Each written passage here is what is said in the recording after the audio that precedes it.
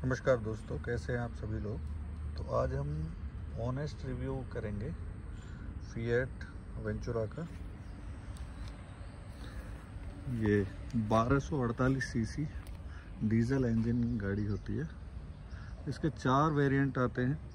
सबसे नीचे वाला एक्टिव, उसमें आगे वाली पावर विंडो होती है, पावर स्टीयरिंग होता है, ABS EBD ये तो कॉमन है।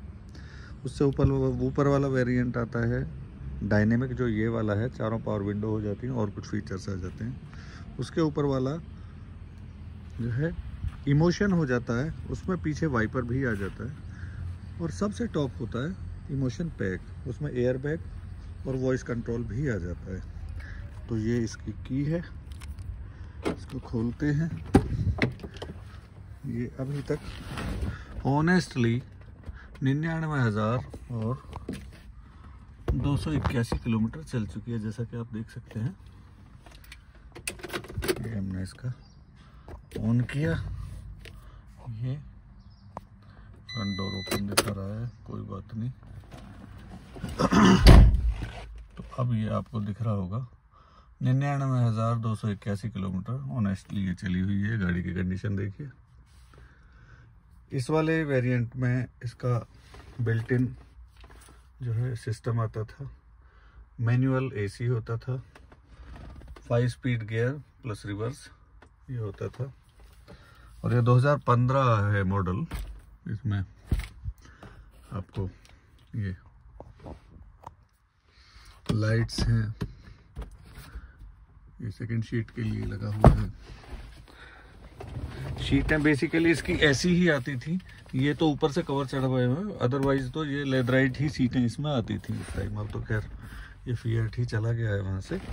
और यहाँ पे इसके लिए ऑक्स और USB के लिए दिया हुआ होता था। ये आफ्टर मार्केट लगाया हुआ है, अदरवाइज तो यहाँ पे नहीं होता था। ये चारों पावर विंडो, चाइल्ड लॉक, ये अंदर से ही मैन्युअली ये रियर व्यू मिरर को देखने के लिए और इसको एडजस्ट करने के लिए होता था। अभी तक ये लगभग 1 लाख किलोमीटर होने वाली है। अभी भी गाड़ी की अगर आप एक बार कंडीशन देखें, क्योंकि ये फिएट है, मजबूती का तो इसका जवाब ही नहीं है। आप विश्वास करें, ये पीछे वाले ये प्लास्टिक है, इसका फाइबर है, इसके ऊपर पूरे ज़ोरों के साथ एक बार बस लग चुकी है और एक बार क्या 2 या 3 बार छोटी मोटी कारें लग चुकी हैं। वो फूट फाट गई, इसका कुछ नहीं बिगड़ा। बस ये छूट छाट के गिर जाते थे, उसको उठा के फिर दोबारा से चिपका दिया। इतना इसकी बिल्ड क्वालिटी इतनी अच्छी वाली होती थी। इवन इसका अगर हम बूट स्पेस देखें, बूट स्पेस भी अच्छा खासा होता था। यहाँ काफ़ी कुछ बड़ा बूट स्पेस है। अवेंचुरा में और फिएट पुंटो में 2 ही अंतर है कि अवेंचुरा 16 इंच होती थी और फिएट पुंटो जो इमोशन पैक है वो 15 इंच अलॉय और बाकी में 14 इंच ये होता था। तो अभी तक भी इसका ओरिजिनल पेंट है 1 लाख किलोमीटर के बाद भी, और गाड़ी में किसी तरह का कोई डेंट या कुछ भी इस तरह का नहीं है। इनफैक्ट इंजन भी बहुत ही अच्छी कंडीशन में है। ये अगर मैं एवरेज की बात करूं, क्योंकि ये फिएट लवर हूं मैं, तो अगर मैं एवरेज की बात करूं तो एवरेज अगर आप इसको 170-175 की स्पीड पे भी मैंने इसको दौड़ाया है और इसने 14 या 13 तक का भी एवरेज दिया है। और मैंने इसको कॉन्स्टेंटली अगर 70 की स्पीड पे चलाया है तो 70 की स्पीड पे इसने मुझे 27.5 27.5 का भी एवरेज दिया है डीजल पे। और ये एक हकीकत है, इसका प्रत्यक्ष उदाहरण मैं हूँ। मैं फिएट लवर हूँ, इसलिए मैं या इनसे कुछ पैसे ले लिए होंगे ऐसा तो है नहीं, जो है वही मैं बता रहा हूँ। इसके इस तरह की लाइट्स आती थी उस टाइम, जो कि बहुत पावरफुल लाइट होती थी अपने आप में, लो बीम हाई बीम के साथ। इंजन की कंडीशन अगर हम देखें, इसका इंजन ये देखिए, ये 1248 सीसी इंजन होता था। और जो मारुति अगर सक्सेस हुई थी स्विफ्ट, डिज़ायर, रिट्ज, तो वो इसी इंजन की वजह से हुई थी, क्योंकि ये इंजन फिएट ही उनको प्रोवाइड कराता था। यही वाला इंजन होता था, सिर्फ वो कवर चेंज कर देते थे। और ये मल्टी जेट बोलते हैं और वो लोग क्वार्टर जेट बोलते थे। अपने आगे लिखते थे क्वार्टर जेट, ये मल्टी जेट लिखते हैं। इसमें नहीं लिखा, फिएट में यहाँ लिखा होता है मल्टी जेट इंजन। तो ये वाले सेम चीज़ें होती थी उसमें भी, सेम फीचर्स होते थे इसके इंजन के। जो ये इसमें मैकेनिज्म है वो सेम टू सेम यही इंजन था इनफैक्ट, बस उन्होंने अपना ये ग्लोब बॉक्स और ये सारी चीज़ें अपनी इधर की उधर का लगा रखी थी, ये दूसरा था। उसके बाद में ये वाला जो है ये भी टाटा में भी थे, टाटा मंजा और विस्ता में भी ये इंजन होता था। तो ये जो एयर फिल्टर है ये टाटा का ही लगता है, इसमें टाटा का या फिएट का दोनों ही लग जाते हैं। और जो ये अपना ऑयल फिल्टर है ये वाला भी तीनों का सेम है, मारुति का भी, टाटा का भी और इसका फिएट का भी, ये तीनों का ही सेम है।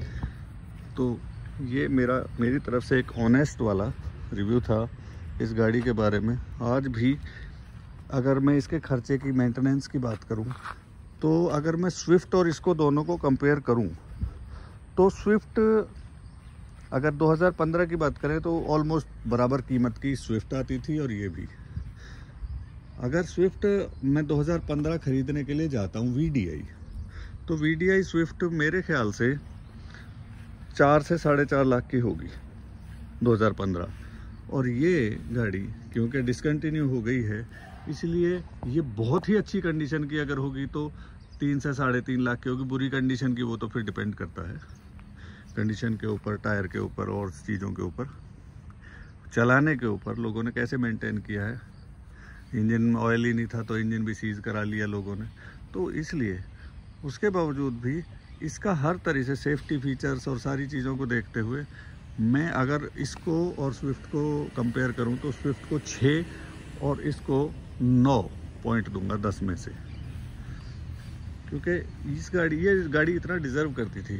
बस इंडिया में 2-3 चीज़ें हैं इसके उल्टी तरफ को, इसके जो सिस्टम होते हैं हैंडल में लगे हुए, ये सारे के सारे, जैसे लाइट वाला उस साइड में है जो कि इंडियन गाड़ियों में सब में इधर है, ये इधर है, वो वाइपर वगैरह का वो उस साइड में है। एक चीज़ ये थी, इसका ऑयल डालने के लिए, डीजल डालने के लिए राइट साइड में होता है। ये कई गाड़ियों में है बेसिकली। पहली गाड़ियों में, फिएट की शुरू की गाड़ियों में टर्निंग रेडियस थोड़ा कम होता था, इसका टर्निंग रेडियस बहुत अच्छा है, जितना कि i20 का होता है उससे थोड़ा सा कहीं ना कहीं ज़्यादा ही है। तो ओवरऑल गाड़ी बहुत अच्छी होती थी। ये डिसकंटिन्यू हो गई, ये हमारे लिए एटलीस्ट मैं कहूँगा कि इंडियंस के लिए बैड लक है, जो थोड़े कम बजट में और अच्छी गाड़ी चाहते थे, उनके लिए बहुत अच्छी चीज़ होती थी, एक अच्छा ऑप्शन होता था, जो कि अब डिसकंटिन्यू हो गया है। और अगर कोई सेकेंड हैंड खरीदना चाहता है, आई वुड रिकमेंड कि मारुति की बजाय अगर ये वाली गाड़ियाँ ली जाएंगी तो बहुत ज़्यादा अच्छी हैं, क्योंकि परिवार और परिवार की सेफ्टी पहले है, जिसमें के फीचर्स उससे कहीं ज़्यादा इसमें होते हैं। जो इसका बेस मॉडल था उसमें भी ABS EBD होता था, और अगर हम स्विफ्ट की बात करें LDI या LXI मॉडल, उसमें कुछ भी नहीं होता था, पावर स्टीयरिंग, पावर विंडो भी नहीं होती थी उसमें। ये बहुत अच्छे फीचर्स होते थे। दूसरा, वही इंजन, वही अगर इसका अंदर का जिस बैठने की सीटिंग कैपेसिटी की बात करें, अगर ये 5 सीटर ये भी है वो भी है, अंदर भी उतनी ही लंबाई चौड़ाई अगर है, तो ये गाड़ी लगभग 11.5 पौने 12 क्विंटल की है। और अगर हम बलेनो या स्विफ्ट की बात करें, वो 8 या 9 क्विंटल की गाड़ी हैं, तो कुछ तो लगाया हुआ होगा फिएट वालों ने। ये एक सोचने का विषय है। सब लोगों की अपनी अपनी सोच है, अपनी अपनी पसंद है। फिर भी मेरी तरफ से ये गाड़ी मेरे लिए मेरा प्यार है। तो आप लोगों को यह रिव्यू कैसा लगा मुझे कमेंट करके बताएं। Thank you.